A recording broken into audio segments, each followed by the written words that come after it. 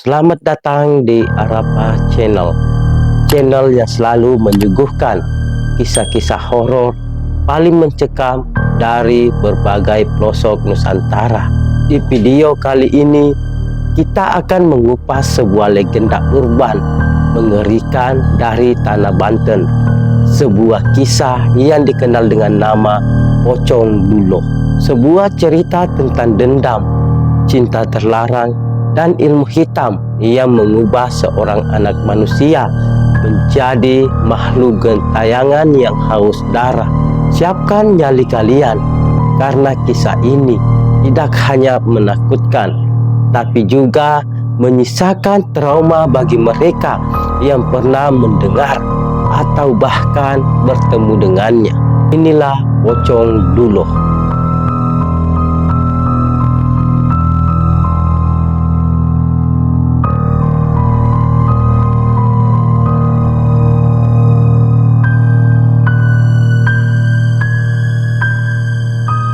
Duloh adalah seorang anak kecil yang lahir dari keluarga miskin di sebuah desa terpencil bernama Bojong Pinang. Hidupnya penuh dengan kesulitan. Sejak kecil, Duloh hanya tinggal bersama neneknya yang sudah tua renta. Ibu dan ayahnya meninggal dunia karena wabah penyakit yang melanda desa. Nenek Duloh mengasuhnya dengan penuh kasih sayang. Namun, seiring bertambahnya usia, kekuatan tubuh neneknya semakin melemah. Untuk bertahan hidup, Duloh menjadi seorang pengembala kambing milik seorang juragan kaya di desa tersebut. Namun, ada satu hal yang Duloh tidak ketahui. Neneknya menyimpan sebuah rahasia gelap demi melindungi satu-satunya cucu yang ia miliki. Sang nenek membisikkan sebuah mantra ke telinga Duloh setiap malam sebelum ia tidur. Mantra itu adalah bagian dari ilmu Pancasona, sebuah ilmu hitam yang dipercaya dapat membuat seorang tak bisa mati selama tubuhnya menyentuh tanah. Jangan takut, nak, kau akan hidup untuk selamanya, ucap neneknya dengan suara gemetar. Duloh tumbuh menjadi remaja yang kuat meski hidup dalam kemiskinan. Setiap hari ia mengembala kambing di padang rumput yang luas. Kesibukan itu membuatnya sering bertemu dengan seorang gadis cantik bernama Ningsi, putri dari juragan kaya yang memperkerjakannya. Di balik tatapan mata yang lembut, tumbuhlah benih-benih cinta di antara mereka. Namun, cinta antara dua insan yang berbeda derajat ini tak pernah mendapat restu. Hubungan mereka berlangsung diam-diam, jauh dari pandangan orang-orang.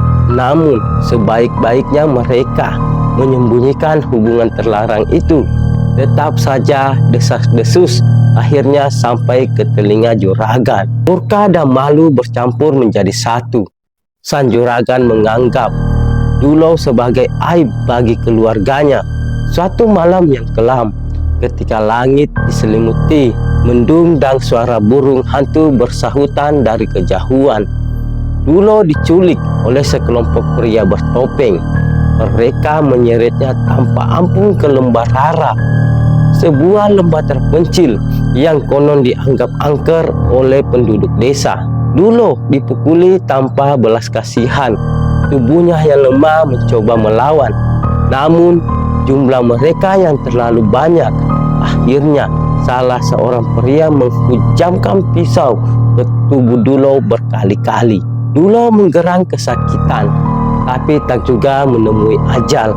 Ilmu Pancasona yang diwariskan neneknya bekerja, namun penyerangannya tidak menyerah begitu saja.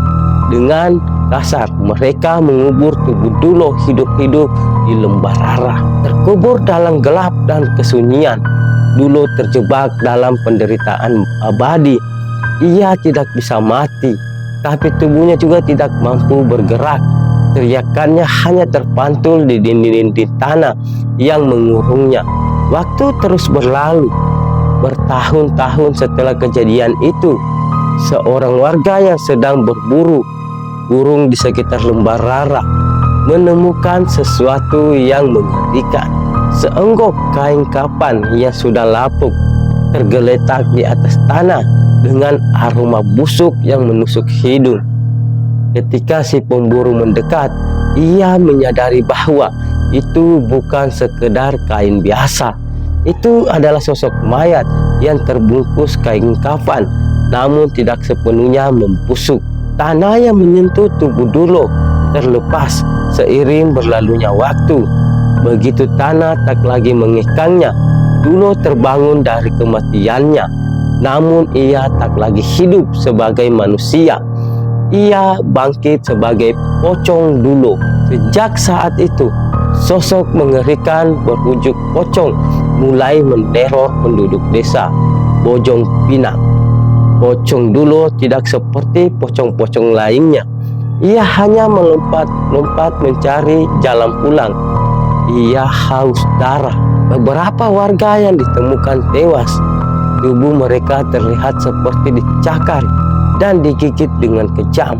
Sementara yang lainnya melaporkan melihat sosok pocong yang melompat dengan kecepatan yang tidak wajar di tengah malam.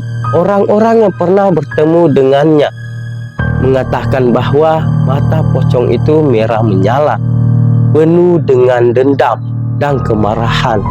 Mereka yang mencoba mengusirnya selalu berakhir dengan kegilaan atau kematian misterius. Meski sudah beberapa kali dipanggil orang pintar untuk mengusir pocong Dulo, teror itu tetap berlanjut. Bahkan konon hingga kini masih ada yang melihatnya mengintai di balik pepohonan ketika malam tiba. Apakah Dulo hanya ingin balas dendam, atau ada sesuatu yang lebih kelam yang membuatnya tak pernah bisa tenang?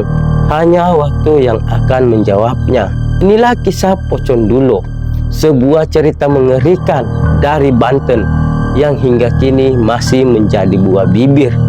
Apakah kalian pernah mendengar kisah ini sebelumnya? Atau bahkan bertemu dengan sosok pocong Dulo secara langsung? Tulis pengalaman kalian di kolom komentar. Jangan lupa like, subscribe, dan nyalakan lonceng notifikasi agar kalian tidak ketinggalan kisah-kisah horor selanjutnya. Sampai jumpa di video berikutnya, dan semoga kalian tidur dengan nyenyak malam.